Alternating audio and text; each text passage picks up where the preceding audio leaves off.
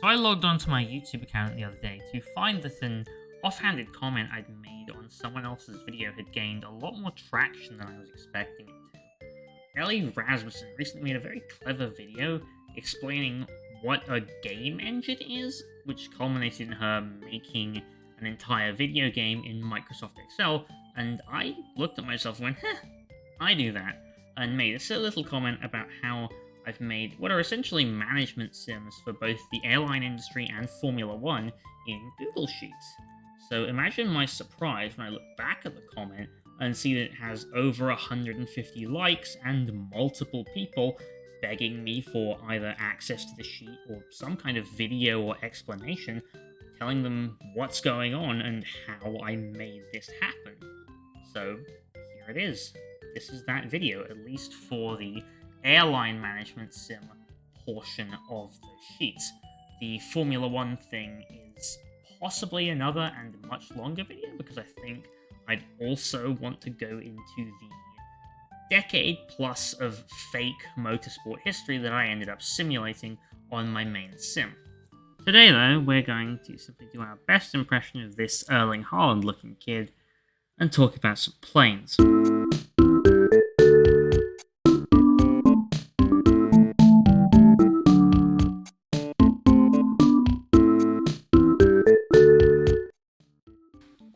Airline Tycoon GS, with the GS obviously standing for Google Sheets, is a game I made mostly over the course of a week last November because I was bored.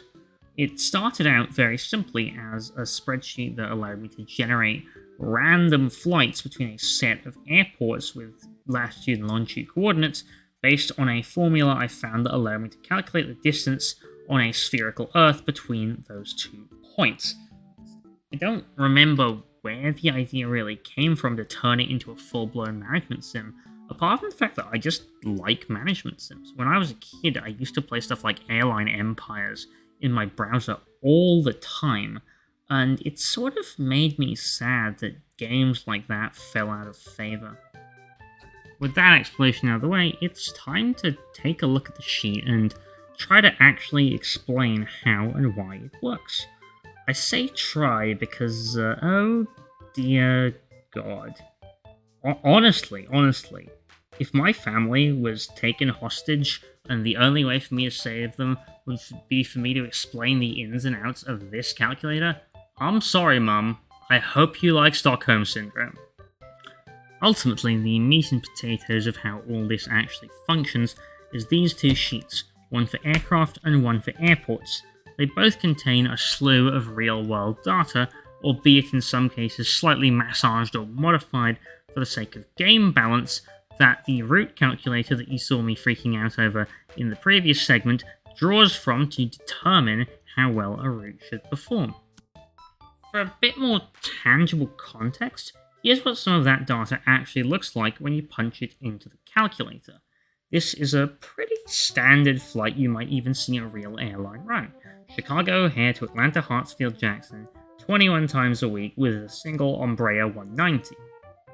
What the calculator is ultimately doing to produce those shiny load factor and profit numbers at the bottom of the screen is taking a load of other numbers, like the aircraft capacity and running cost, the frequency of the flight, the price you've set, and the distance between population, passenger traffic, and GDP of the 2 cities you're connecting, and mashing them all together in ways I wish I fully understood and probably didn't when I was writing the formulas to create those figures. I still remember, fondly maybe an overstatement, but it was certainly amusing, the time when I accidentally made India the most powerful country in the game because I had the system for extrapolating demand from GDP working in the wrong direction. So poor countries produced massively more passengers than wealthy ones. Once you finish calculating a route in the route calculator, you simply copy its data into the routes tab, and the sheet will do most of the rest for you, calculating various elements of your airline ranking like passengers per week, flights per week, and ultimately profit that will allow you to buy more planes and open more routes. But this is where, even after a few test games, the system started to fall apart a bit, as evidenced by this screenshot. See these flights? These were made by a real player who, to be fair, was trying their hardest to exploit the game's systems, and the one in particular they focused on was the connection bonus. All of these flights are once weekly operations with a tiny aircraft, but they are funding possibly the most profitable airline that was ever run. How is that possible? Let me explain.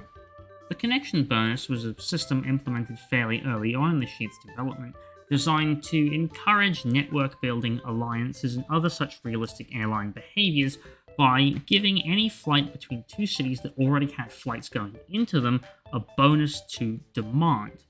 There were some issues with this though. Firstly, the multiplier that you got, because it was a multiplier because I'm an idiot, could stack up very quickly, especially if you had a lot of flights going into a particular city, generating thousands upon thousands of passengers who didn't exist and would never want to go to Bordeaux or wherever it was. Secondly, and this was the issue that my player was exploiting, the connections didn't factor in how frequently the flight was run. So all of these once weekly services into their hub at Bordeaux were generating the same amount of connection bonus as a thrice daily service might have, thereby massively inflating demand on their big routes. What this allowed them to do was jack up prices, because the extent to which you could price above the calculator's recommended price was determined by the amount of demand you had, and create ludicrously profitable trunk routes off these massive networks of once-a-week flights for very minimal investment. Furthermore, I wish I could say this ridiculous exploit was the only reason the game fell apart in the end, but the biggest problem with a simulation like this was running it, because this was a multiplayer game, and in the end there were two ways of doing that. I could either have almost total control over the sheet, with airline managers submitting actions through a Google form, or I could trust the people I was playing with and let them have some control over the sheet, and only have to process a few actions myself. The problem with option 1 was that if I wanted to run the game at any sort of speed, it essentially turned the operating of the game into an incredibly strenuous full-time job, which even with an assistant quickly fell by the wayside. And the problem with option 2 was that with 10 people operating a sheet with hundreds of formulae that refresh every single time you do anything, because that's how Google Sheets works, the sheet lagged to hell and back. Part of me wishes I could say more on this topic, but honestly, not only was it a confusing mess to begin with, but it was something that, until I saw the response to that comment on Ellie's video, I really thought I'd put behind me was a project from past Ren. Also, I've kind of been rambling into a microphone all evening because my autism is desperate to put this out into the world. So, I don't know if any of this makes any sense. If you feel like having a crack at making sense of it, then there's a link to a public sort of sanitized version of the sheet in the description, so you can have a play around with it in single player, or even try a multiplayer session with your friends. If you do that, let me know how it goes in the comments, and even if you don't, maybe leave a like, comment, and subscribe anyway. Yeah, I might have found this YouTube channel again because I was looking for it for my LinkedIn profile, but every interaction with this video gets me one step closer to not actually having to have a real job. Till next time.